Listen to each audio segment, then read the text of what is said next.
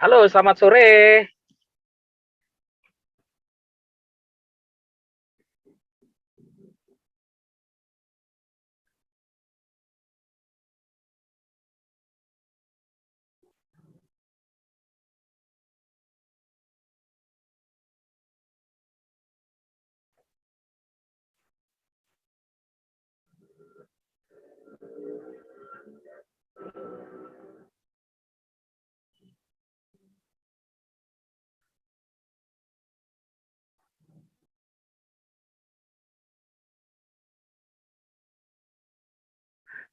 Selamat sore.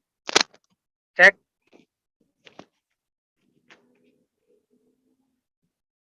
Halo Mbak Gwendra. Selamat sore Mas Eh, Prof. Monggo dilanjut ya. Saya sholat dulu ya. Oke, oke, oke. Ya, siap-siap. Kita aja ya. Jam 4 lah, Hmm, persis kita mulai aja Ya, langsung Mas Prof. Sesuai ya. jam ya. Hmm. Tapi Ya, yang kalau ada yang sudah masuk boleh tanya-tanya tuh. Ada yang sudah oke, masuk. Ya. oke. Siap, siap. Matur nuwun Mas Prof. G. Oke, rekan-rekan partner yang sudah bisa masuk, silakan Anda bisa memulai question and answer. Di sini saya sebagai kurator Australia, saya Pak Gwendra. Ya, jadi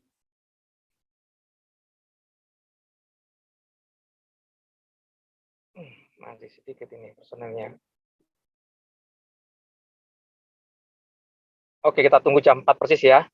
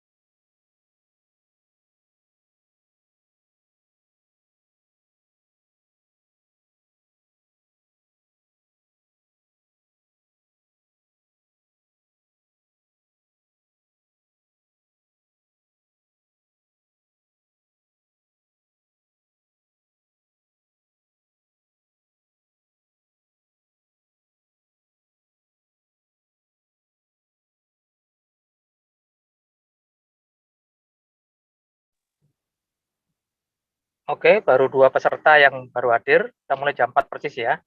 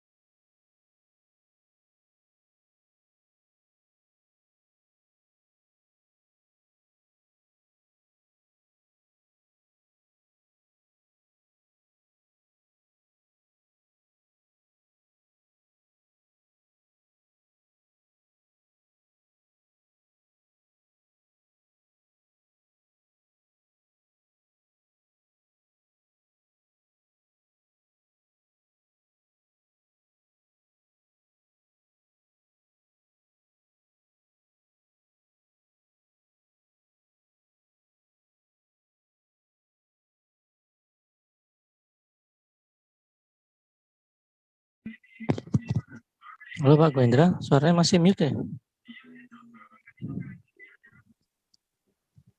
Oke, saya ulangi, selamat datang. Masih jam 15.56, masih butuh 4 menit lagi. Kita mulai sesuai jam sepakatan kita jam 4. Saat ini terkumpul baru 10 ya, baru 10. Untuk yang part pertama itu 8, sekarang 10, jadi ada penambahan hampir 2 kali lipat. Kemudian yang jelas lebih lengkap kalau saya lihat dari persyaratan untuk regulasi Australia terutama yang terpenting itu pasti dilengkapi ya. Jadi ada beberapa produk yang inovatif itu yang diperlukan karena market Australia ini luar biasa kompleks ya karena terdiri dari beberapa warga dari luar selain Australia sendiri. Jadi ada warga India, kemudian dari Asia, Eropa terutama, kemudian UK kebanyakan juga, dan tidak lupa warga Indonesia yang tinggal di Australia. Jadi ada berbagai macam karakter apa nih penduduk ya. Jadi otomatis kompleksitasnya tinggi. Maka dibutuhkan regulasi yang lebih detail dibandingkan negara lain. Ini yang perlu diketahui. Jika memang ada benar, saya pernah diskusi dengan Kadin juga dengan diaspora, jika produk bisa masuk Australia itu yang lain pasti dipermudah karena regulasinya tidak se-strict untuk negara Australia. Jadi paling contoh yang paling dominan adalah alergen label, itu yang di Australia harus ya, di situ harus dicantumkan kalau produk tersebut mengandung alergen, terutama seperti kacang-kacangan, susu, udang ya, udang dan sejenisnya itu pasti akan dimunculkan alergen label. Ini yang selalu dilewati. Kalau produk itu mengandung bahan materi dari daftar alergen. Di daftar kurasi yang saat ini terkumpul, ini variasi produknya sangat luar biasa ya. Mulai dari makanan ada, minuman juga ada, dan ini yang menarik, ini ada plastik food packaging. Ini nanti kita bahas ya, apakah itu bisa masuk market Australia atau enggak. Karena kita tahu sekarang beberapa negara sudah mengurangi produk-produk yang menggunakan bahan baku dari plastik. Nah ini pastinya sebagai kurator pasti mengingatkan ini ya, produk-produk itu apakah bisa masuk ke market Australia atau tidak. Fungsi kurator itu hanya menyeleksi persyaratan kelengkapan. Jadi ada beberapa owner UMKM yang menanyakan kepada saya, Pak, kenapa sih kok ribet-ribet melengkapi syarat untuk masuk ke Australia? Saya bilang itu regulasinya, Bu. Kalau regulasi ini dipenuhin, syarat yang lain pasti prosesnya bertahap bisa dilewati. Jadi kami pihak dari kurator agak sedikit strict ya. Misalkan contohnya aja nih, paling fatal, produk itu tidak ada barcode-nya. Pak, saya punya barcode ini, Pak. Saya tanya pasti, yang mengeluarkan barcode-nya siapa? Saya sendiri, Pak. Wah, itu bukan barcode itu barcode internal ya. Jadi dia pakai aplikasi, memasukkan angka kodenya sendiri, pasti mengeluarkan barcode itu. Dan itu hanya diidentifikasikan internal, jadi barcode bukan untuk internasional. Ya, jadi siapa yang berhak mengeluarkan GS1 ini sudah umum. Jadi beberapa UMKM yang sudah melakukan proses melengkapi barcode-nya pasti menyertakan sertifikatnya. Jadi kalau nggak ada sertifikat itu perlu saya pertanyakan lagi. Atau mudahnya gampang aja, saya scan kode barcode. Kalau scannernya nggak keluar, ya itu berarti itu bukan barcode internasional. Mudah saja kok. Kalau barcode itu sudah mewakili produk, ya berarti barcode itu sudah terdaftar secara internasional. Dan ada masa berlakunya. Tahu saya 3 tahun, dan biayanya kalau umumnya itu sekitar 3 jutaan ini. Ini saya dapat informasi langsung dari owner UMKM. Saya tanya nih, berapa biayanya Bu? 3 sekian Pak. Berapa lama prosesnya? 1 bulan. Ibu bayar sendiri? Enggak Pak, saya dapat bonus dari Deperindak di daerah kami. Nah, ini informasi yang perlu diketahui oleh pihak UMKM. Ternyata pemerintah memberi bantuan loh, gitu kan. Tapi masalahnya mau nggak riwawiri ke kantor Deperindak. Contoh seperti itu. Oke, ini baru berapa nih? 2, 3. Baru 6 ini. Baru 6 peserta yang baru hadir. Kita beri waktu lagi 5 menit lagi deh. Oke, 5 menit ini cukup untuk prolog. Oke, kalau ada yang mau ditanyakan sendiri, saya persilakan untuk menyalakan atau mematikan unmute-nya. Bisa diskusi secara question answer sebelum saya memasuki proses kurasi per form. Jadi ada 10 form yang sudah terdaftar, otomatis saya akan melakukan proses sesuai urutan yang sudah saya sepakati di grup. Silakan, ada pertanyaan dari yang hadir dulu. Dan informasi proses kurasi ini terbuka untuk umum ya, jadi saya share ke rekan-rekan di grup yang lain, bisa ikut melihat apa yang harus dilakukan untuk persiapan proses kurasi. Oke, terima kasih. Ada pertanyaan dulu sebelum saya memulai? Kalau nggak ada, saya akan bisa memulai walaupun... Ada mau nanya sebentar Pak. Oke, ya. Aku mau nanya kalau untuk produk talenan atau kayu gitu, kan kita belum tahu ya pasti diterima atau enggak sama House of Sydney. Apa ya kita perlu untuk barcode itu, Pak? Saya pengen tahu produknya apa, Bu? Talenan kayu, basket, mendong gitu. Oh, gini, kita punya 2 tim. Yang food and beverage itu adalah kami, saya, Gwendra. Dan untuk yang non F&B, seperti yang Ibu punya produk itu, Ibu siapa itu? Ibu Regina. Ibu Regina, betul. Ibu sudah termasuk masuk kelompok atau grupnya Bu Regina belum? Udah sih, cuma karena dia belum ada ngomong-ngomongan kayak Pak Gwen gini, ya aku ikut dengerin aja. Oh gitu, gini.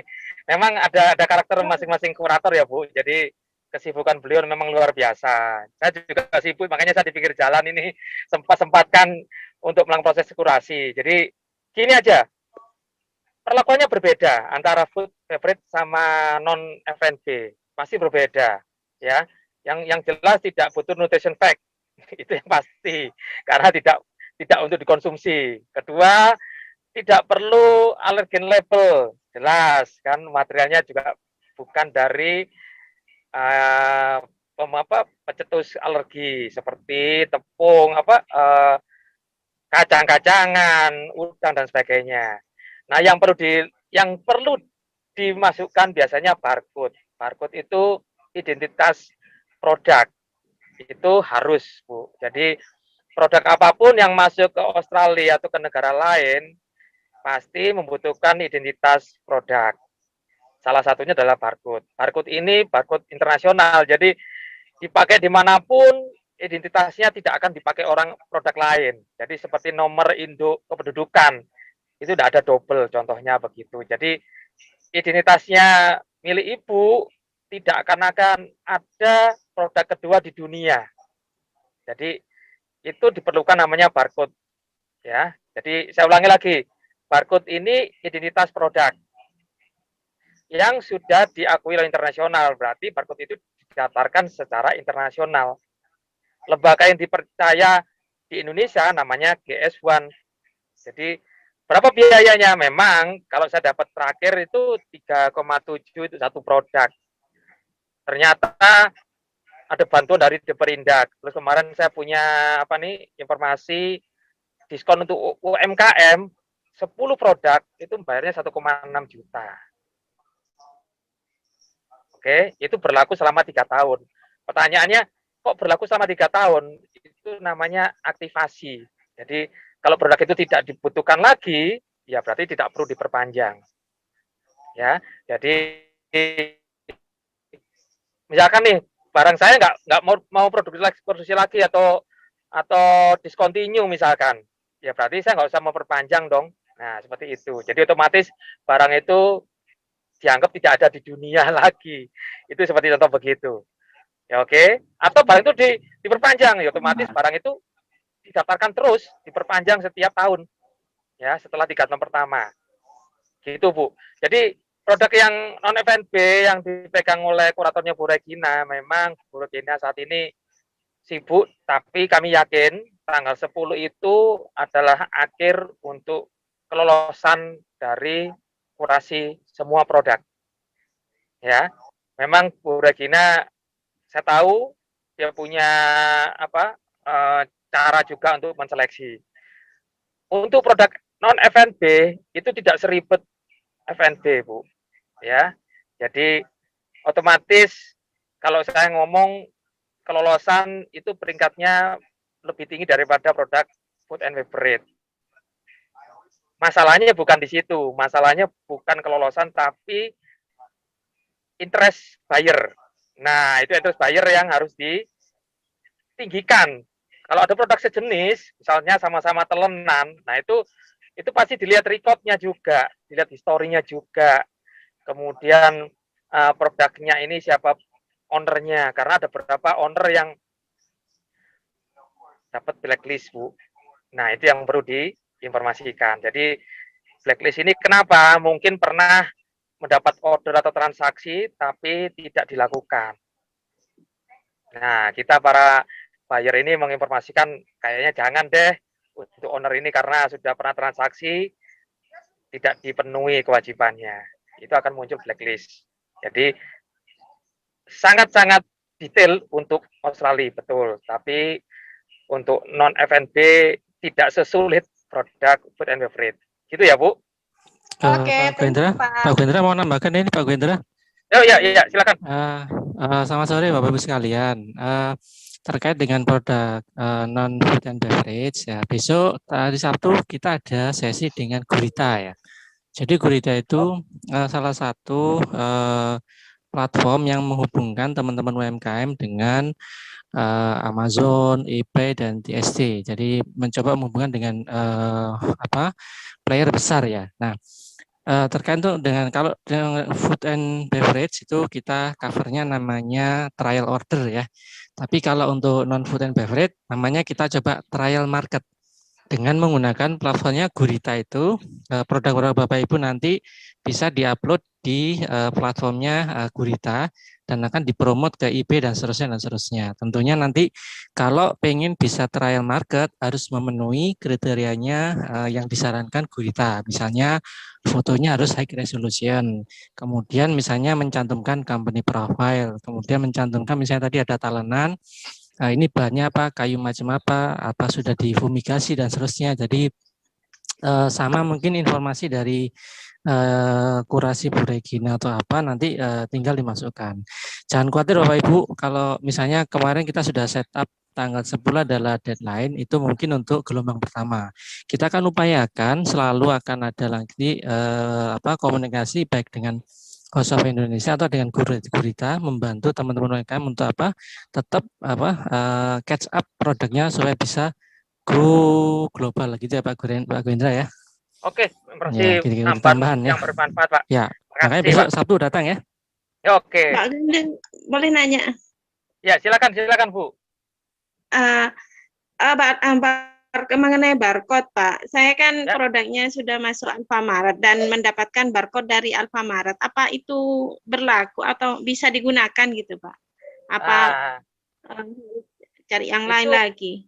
Barcode itu hanya bisa dieksekusi oleh internal. Jadi kalau saya bilang di barcode-nya Indomaret, ya itu hanya bisa diakses oleh Indomaret saja, Bu.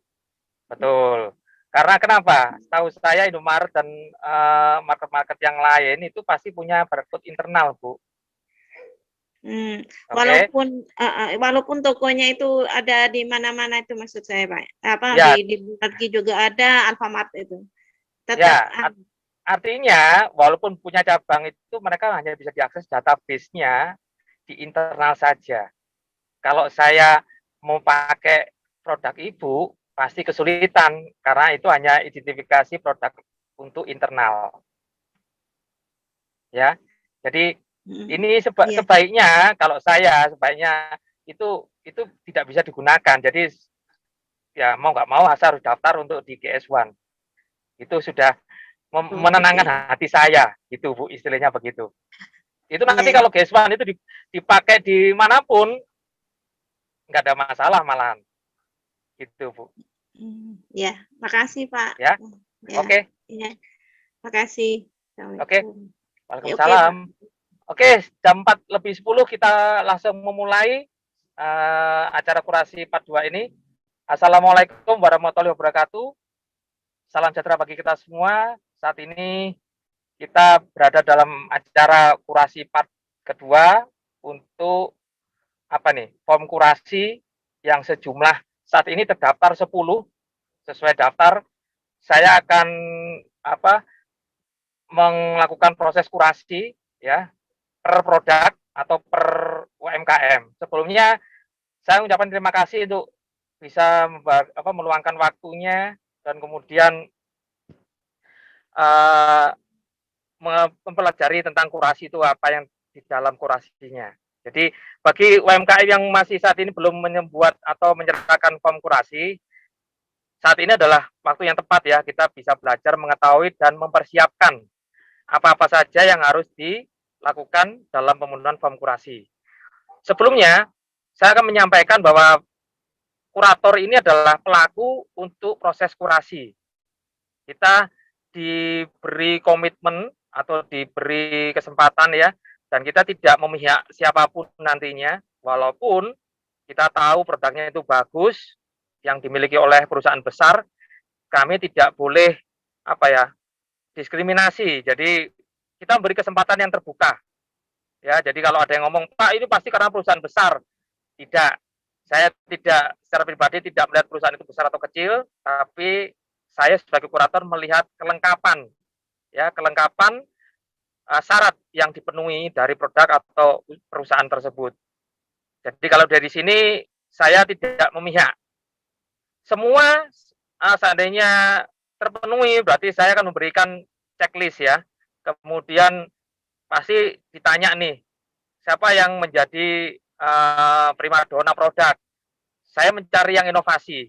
Seperti kemarin saya coba untuk informasikan ke pihak Oxfam Indonesia, ternyata benar Pak, inovasi produk itu paling dominan untuk alasan buyer atau alasan House of Indonesia memilih produk tersebut. Ya, jadi kalau ada kemiripan itu kita agak susah, kesulitan untuk memilih produk. Tapi tugas kurator di sini itu adalah menyeleksi, ya, menyeleksi syarat-syarat yang harus dipenuhi. Jadi itu adalah memudahkan pihak buyer atau pihak importer untuk melakukan trial order. Jadi nanti di hari akhir itu ada semacam penyeleksian utama total ya dari semua form yang terkumpul. Para kurator di sini ada 5 kurator. Saya sebagai kurator untuk grup Gwendra akan mencari produk-produk atau yang sudah siap untuk bisa dijadikan kelolosan untuk proses trial order. Oke, kita bisa mulai untuk yang pertama.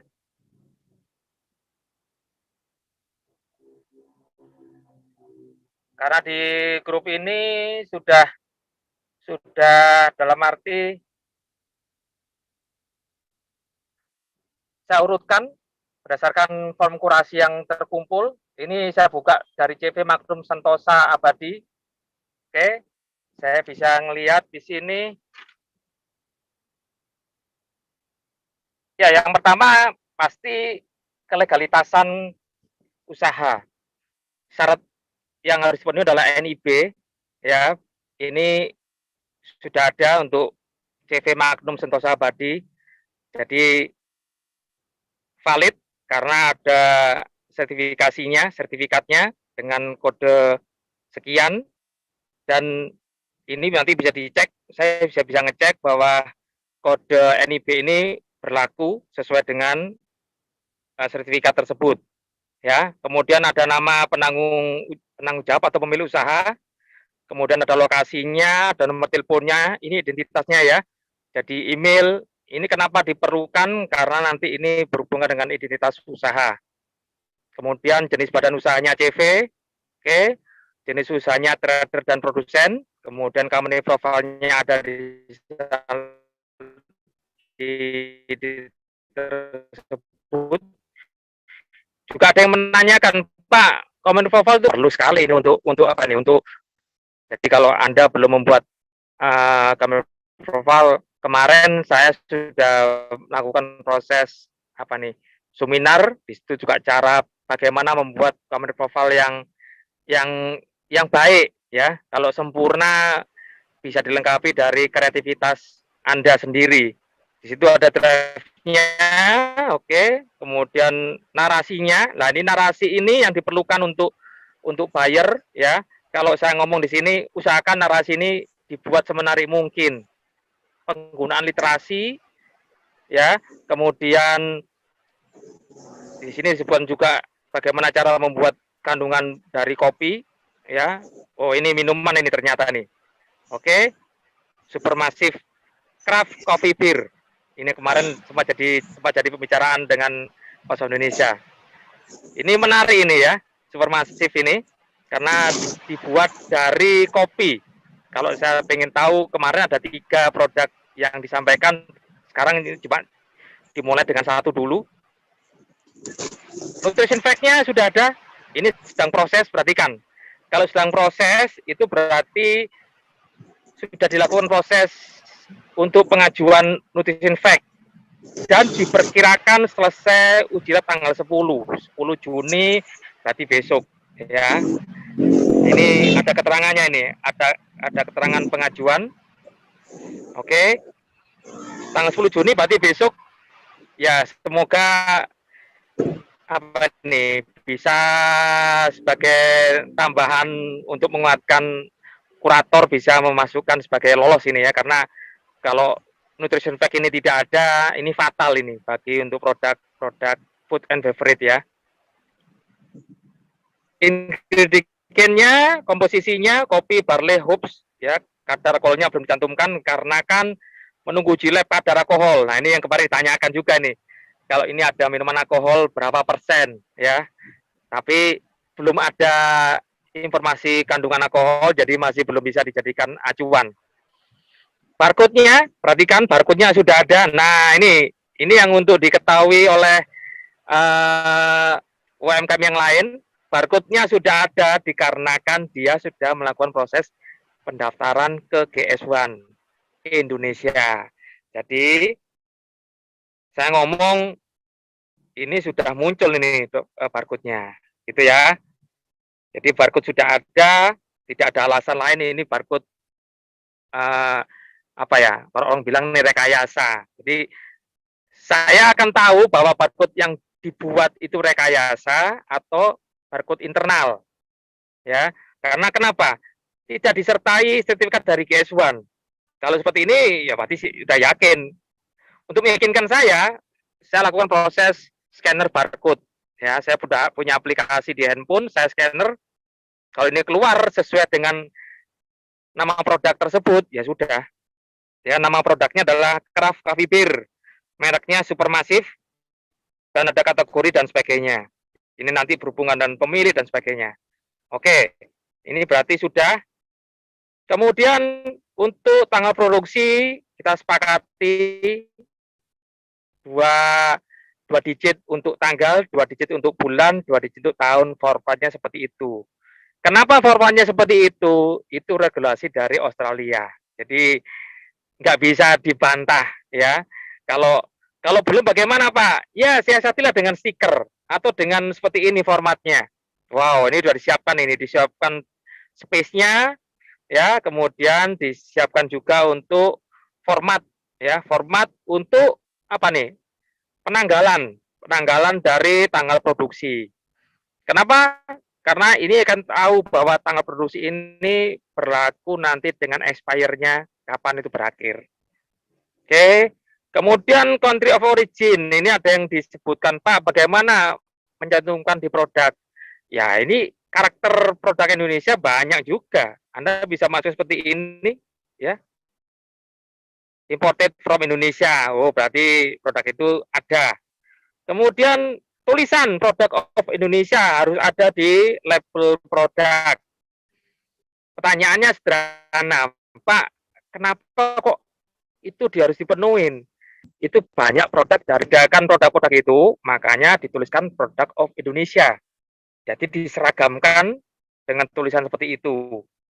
Nah, kalau belum bagaimana Pak? Ini ada beberapa langkah yang harus dilakukan. Berarti ada proses pencetakan ulang label, ya, sehingga syarat ini bisa dipenuhin. Sebaiknya dilengkapi secara total baru dicetak ulang. Jadi jangan satu-satu. Saya nunggu nutrition fact-nya Pak, ya jangan dulu. Ya sekalian aja. Karena itu syaratnya adalah nutrition fact yang harus dipenuhin. Ya. Oke, di sini sudah disebutkan production by Magnum Santosa Abadi, Banyumas. Oh, dari Jawa Tengah, ya. Kemudian ada tulisan produk Indonesianya. Nanti akan saya lihat foto produk itu secara keseluruhan, ya.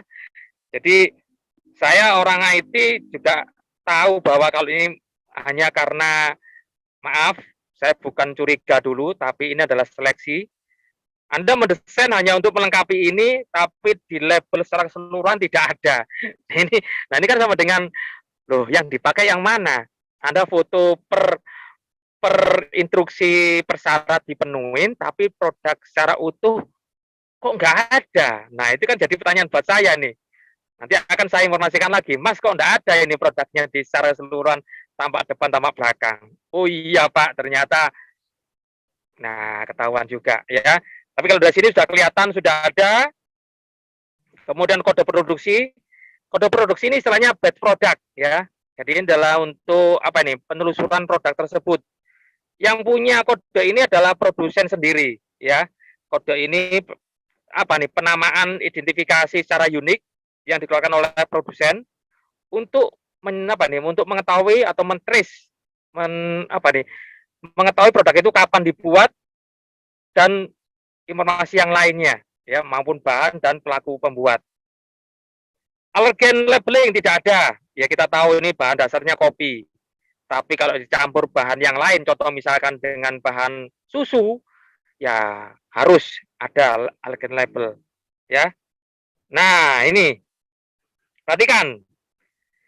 Sudah ada foto produk, berarti dia membuat stiker baru dengan seperti ini nantinya, ya, rencananya seperti ini.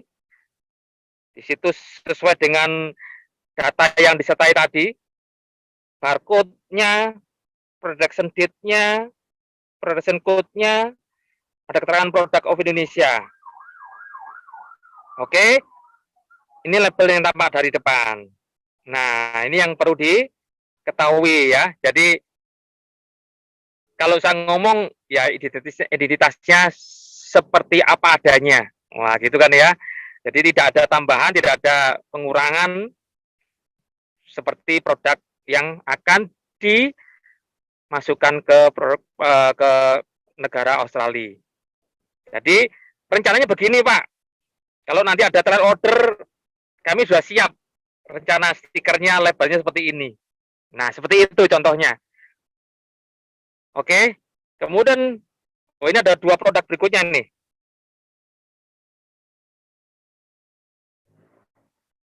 Ya, produk kedua yang didaftarkan oleh Magnum Sentosa Abadi, kopi bubuk saring dalam bentuk drip dari percampuran beberapa single origin di Kepulauan Indonesia. Ini seperti ini contohnya. Jadi sudah mendesain packagingnya. Oh, drip ini ya. Oke. Kemudian sertifikat merek dagang belum ada, berarti belum ada proses. Kemudian BPOM belum ada. Untuk informasi diketahui sertifikat ini bukan wajib ya, karena Australia tidak mengetahui BPOM, tapi ini sertifikat untuk nilai tambah ya. Jadi kalau BPOM itu mengeluarkan berarti sudah dikatakan produk itu sesuai dengan keadaan sebenarnya. Kemudian kalau ada sertifikat halal, sekarang sebagai informasi, ini saya juga dapat informasi dari rekan-rekan, sudah tidak dipegang oleh MUI lagi ya, tapi badan pengelola ya untuk sertifikat halal ini sendiri di bawah Kementerian Agama. Dan prosesnya lebih cepat. Dan kalau saya tahu, dapat informasi, untuk UMKM yang punya produk membutuhkan sertifikat halal, itu biayanya katanya dipermudah dan dipermurah. Bahkan ada yang mengajuk, ya. Kenapa? Tadi dulu. Nenek untuk sertifikat halal itu akan dipegang langsung oleh Kementerian Agama ya. Jadi perlu nggak? Nah ini yang kemarin terjadi di Australia. Sertifikat halal itu diperlukan bagi penduduk Muslim yang ada di Australia. Jadi market itu kita sentuh ya. Jadi kalau mereka membutuhkan info tentang halal, kalau nggak ada produk halal, bingung juga, ya. Jadi ini perlu juga untuk menambahkan. Untuk PIRT, mana? Nggak ada jajan sih dalam sini, ya Allah jangan. Tidak wajib. Halo, tolong di mute dong. Itu. Nasinya dia gopoh enggak? Halo, tolong di mute dong. Saya terganggu ini. Oke, saya lanjutkan. Untuk sertifikat produksi pangan atau PIRT, ini kalau memang perlu dicantumkan ya, karena ini adalah produk industri rumah tangga. Jadi perlu mengidentifikasinya dengan sertifikat yang sudah dikeluarkan. Kemudian perhatikan untuk nutrient format Australia seperti ini. Nah, ini yang melakukan siapa? Ternyata ada lab yang sudah melakukan proses sertifikasi, ya, lab Cemix Pratama, Bantul, Jogja. Berarti dia berhak untuk melakukan sertifikat nutrient fact, kandungannya seperti ini. Ini perlu sekali. Saya informasikan untuk produk-produk di Australia, khususnya yang membutuhkan nutrient fact, format nutrient fact-nya seperti ini ya. Jadi kita ikuti format nutrient fact-nya untuk Australia. Kemudian komposisinya 100% kopi bubuk terbaik Indonesia, di situ disebutkan dengan bahasa Inggris ya, jangan lupa.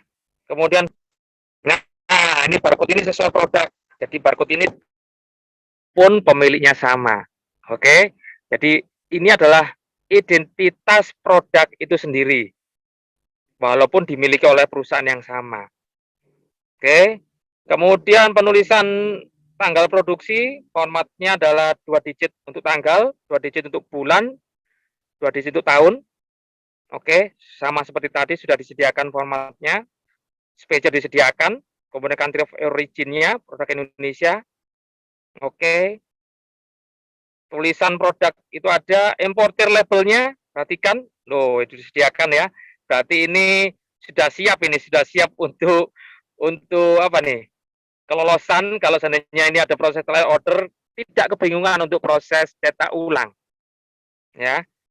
Oke, sudah ada tulisan untuk importednya. Kemudian kode produksi. Nah, kode produksi ini unik, tidak akan bisa sama dalam satu masa tertentu, dan ini hanya diketahui oleh pemilik produk atau produsen. Ini secara visual bisa kelihatan sampingnya seperti ini. Nah ya, jadi sampingnya disediakan untuk nutrient fact. Ada bahasa Inggris dan bahasa Indonesia, narasinya seperti itu. Wow. Kemudian ini tampak depannya.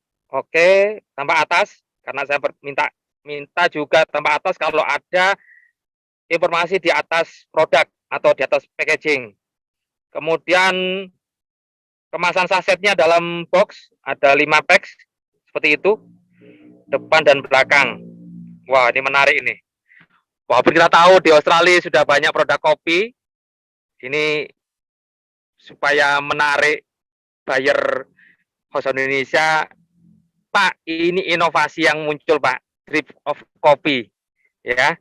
Mungkin ini bisa jadikan apa nih, informasi tambahan buat mereka bahwa kita punya inovasi produk loh yang selama ini belum ada di pasaran, ya.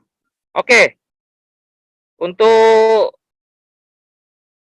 kurasi yang pertama, kurasi nomor 9, kelanjutan kurasi berikutnya saya akhiri. Nanti kalau ada pertanyaan yang lebih detail bisa ke grup atau DM dengan saya supaya lebih detail. Kita lanjutkan ke kurasi 10, yaitu kurasi yang kedua. Oke, Arfi Food. Kemudian ini produk dari Surabaya. Jenis usahanya produsen, Commercial ada di lampiran, kemudian ada narasinya seperti ini. Oke, nama produknya adalah Kamoy, camilan olahan Indonesia. Crispy teri kacang. Nah, ini teri kacang, ini sudah jelas kalau dalam benak saya adalah muncul ini alergen labelnya ini ya, karena kacang. Oke, kita lihat identitasnya dulu, sertifikat merek dagang, proses. Kalau proses itu berarti ada keterangannya ya. Jadi ya keterangan permohonan merek supaya kita tahu bahwa yang bersangkutan proses pengajuan untuk pendaftaran merek ini tanggal 15 bulan 1 Januari. Berarti sudah 5 bulan berjalan ini. Oke. Kemudian sertifikat BPOM-nya. Oh, ini muncul sertifikat halal ini ya. Oke, berarti halal sertifikat sudah ada.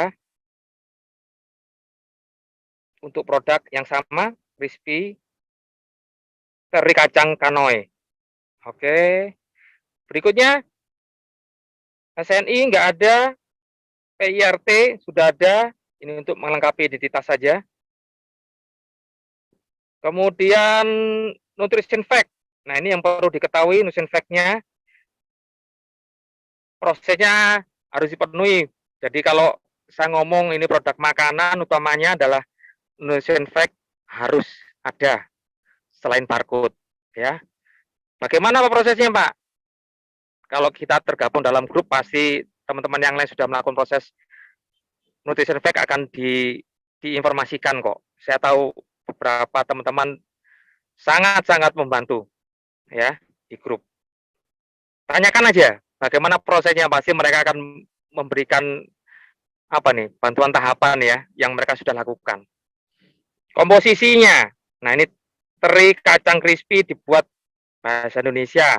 Ini harus dirubah karena produk kita masuk ke market Australia. Jadi otomatis sangat-sangat diperlukan untuk merubah bahasa Indonesia ke bahasa Inggris, ya. Barcode-nya. Nah, ini barcode. Nah, ini barcode yang saya tahu ini adalah internal, ini IKM, ini tidak barcode internasional. Ini yang perlu dipertanyakan. Yang jelas kalau saya scan barcode pasti tidak sesuaian dengan produk. Dan kalau saya minta sertifikat GS1 pasti tidak ada, ya. Jadi ini sertifikat pas GS1 atau pemilik yang mengeluarkan barcode internasional harus dimunculkan. Kalau nggak ada berarti itu bukan barcode internasional. Mudah banget kok saya mengoreksinya. Pak, ini barcode-nya ada. Saya minta sertifikatnya ada nggak GS1? Loh, nggak ada, Pak. Saya buat kemarin pakai aplikasi. Wah, itu bukan barcode internasional, ya. Siapapun pasti bisa. Ada kode barcode 9 bar, ada barcode 24 bar. Nah, itu yang dipakai yang mana? Kan bingung. Kalau internasional pasti punya, dia punya kode tertentu, ya. Dan itu unik. Barcode ini unik, tidak akan dimiliki oleh barcode produk lain, ya. Kemudian expired date-nya. Ini expired date-nya ini perlu dilihat lagi nih, ya. Oke. Nah, karena akhirnya ketahuan kan kalau produksi IKM RV Food berarti barcode-nya IKM sekian. Itu berarti kan barcode internal ya. Jadi jadi akhirnya cocok untuk barcode internal saja ya. Jadi bukan barcode internasional. Ini mohon dikoreksi kalau keinginan untuk bisa masuk market Australia, kami harap barcode ini harus dipenuhi ya. Berarti diubah dong. Iya. Kalau diubah berarti packaging-nya juga diubah. Iya, kan gitu kan. Kalau diubah, nunggu sekalian nutrition fact-nya, nunggu sekalian perubahan-perubahan yang lain, biar nggak sering ganti hanya karena penambahan informasi yang saya rasa belum detail. Detailkan dulu, baru ubah packaging-nya dan siap masukkan ke form kurasi, kita seleksi, baru kita masuk ke tahap trial order, ya. Oke, ini tampak apa ini tampak depan tapi mirror ini gambarnya ini, ya. Gambarnya mirror sehingga akhirnya kebacanya adalah kebalik, ya. Oke, tampak depan, tampak belakang, seperti itu. Iya, oke untuk produk lokal ya. Jadi market lokal boleh, tapi ingat ini untuk market Australia. Jadi syarat-syarat yang harus dipenuhi ikutin, ya. Nutrition fact, kalau perlu Anda masukkan narasi produk seperti yang pernah saya buat acara seminar ya untuk di Zoom. Oke. Selesai untuk kurasi nomor 2, kita masuk kurasi nomor 3 yaitu kurasi nomor 11. Bagi pemilik produk yang akan dikurasikan, mohon sabar, ada urutannya. Oke, kita masuk ke produk dari Kenobi Multikarya. Nomor induk usahanya ada. Oke, di situ disertakan. Jadi saya akan tahu bahwa ini ada, berarti ada nomor induknya dan ada QR code di sana, ya. Dan saya juga pernah melakukan proses yang sama. formatnya seperti ini, mudah banget kok identitasnya. Oke, di situ ditanya jelas, alamat, nomor telepon, email, ini nanti kalau seandainya dihubungi, bisa dihubungi langsung, jenis usahanya produsen, dan ini adalah company profile-nya. Oke, wah menarik ini, banana chips, keripik pisang. Oke, ini saya coba untuk buka ya. Kemudian narasinya disampaikan. Nah, narasi ini untuk membuat menarik ya, menarik customer kita dengan memasukkan informasi produk dan awal usaha tersebut dimulai ya. Sosial medianya disebutkan lengkap, ada Instagram, TikTok, Facebook, Shopee. Wah, Shopee udah masuk. Kemudian gambar logo. Kenapa gambar logo? Nanti ini sebagai identitas juga, identitas produk. Kalau nanti di atasnya identitas usaha, sekarang identitas produk. Oke, kemudian label produk dalam bahasa Inggris. Nah, bahasa Inggris dan bahasa Indonesia ini membedakan ya. Banana chips, Indonesianya ada. Kemudian tagline-nya juga ada, snack time happy people. Oke. Desain yang menarik untuk packaging. Eye catching kalau orang bilang. Kemudian deskripsi dalam bahasa Inggris atau bahasa asli. Oke, ini ada tampilan dari di belakangnya seperti itu. Nah, ini yang perlu diketahui kalau ada produk mengandung material susu, berarti rasa susu, itu berarti ada kandungan susu di sana. Kalau produk ini produk yang packagingnya dipakai secara bersama-sama, ini harus hati-hati. Berarti harus membedakan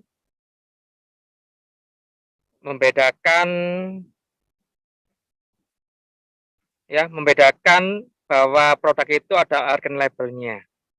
Kalau original nggak ada, tapi kalau susu berarti harus produk itu ada identitas allergen labelnya dong. Nah, ini bagaimana caranya? Ya, ini saya tahu satu desain packaging dipakai bersama-sama dengan varian yang berbeda.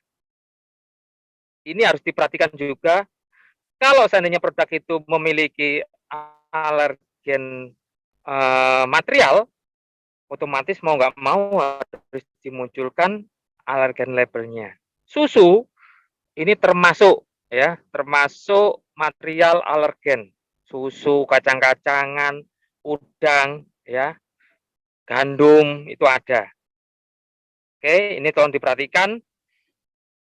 Bagaimana caranya menyiasatinya, Pak? Ya berarti Anda harus mencetak dengan jumlah tertentu dong, khusus untuk yang berlabel alergen susu. Ya, ini nyiasatnya begitu.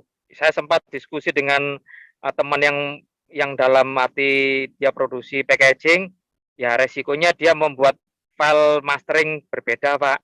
Kalau file mastering berbeda pasti biayanya pasti muncul biaya tambahan. Nah, ini perlu diketahui ya. Ini resiko satu desain dipakai bersama-sama. Kalau saran saya sih, saran saya ya karena ini membedakan produk yang satu dengan yang lain, buat khusus saja yang produk mengandung alergen label yaitu dengan susu. Ya. Sebentar, saya pindah tempat dulu karena